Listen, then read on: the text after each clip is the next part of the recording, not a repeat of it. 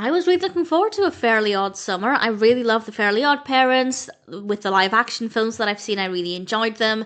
Having now watched it, I can say that it's not the worst film, and there were bits that I did like, but in general, I wouldn't be watching it again. A Fairly Odd Summer was released in 2014. This is a live action film with animated characters like Cosmo and Wanda.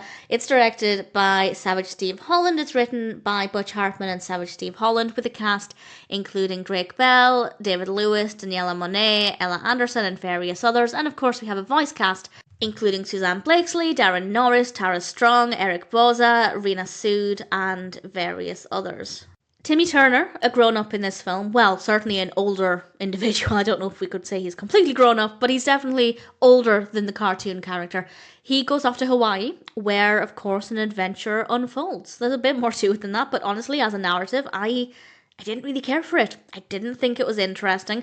I think the Hawaii aspect was fascinating. I think as a setting it worked really well. At least part of it was filmed in Hawaii. I don't know how much of it was, but as a setting, yeah, a destination, I think that worked really well. But the actual specifics of the narrative, I didn't care for any of it. The story just did not work for me at all.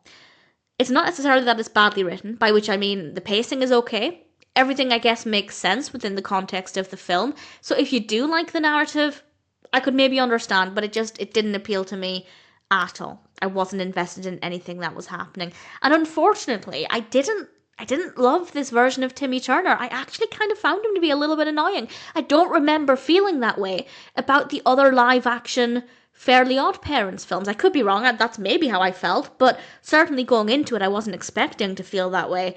And there's nothing wrong with the performance, and it's not that I don't think that there's any similarity to the cartoon Timmy Turner, but I just found the character to be a little bit irritating. So, on top of a narrative for which I really didn't care, it just meant that very few elements of the film actually appealed to me. I do love Cosmo and Wanda though, and the visuals are gorgeous. Such lovely lighting, gorgeous bright colour palette, great costumes, great locations. As I said, some of it was filmed in Hawaii. I don't know how much of it, if anybody can confirm anything there, please feel free to do so. It looks good. The music is nice. It's nice to listen to. It's nice to look at. But the story, for me at least, just wasn't very interesting. I didn't love Timmy Turner. I did like Cosmo and Wanda. So I guess if you're a big Fairly Odd Parents fan, I'd say it's worth watching. If you didn't enjoy the other live action films, I'd be surprised if you liked this one, but maybe it's worth giving a go. If you're brand new to Fairly Odd Parents, I'd say please don't start with this film. Technically you could. All you need to know, and I guess I hadn't explained this bit, but I'm assuming that everybody interested in this is aware, but if not, Timmy Turner in the series is a young boy whose goldfish, Cosmo and Wanda, are his fairy godparents.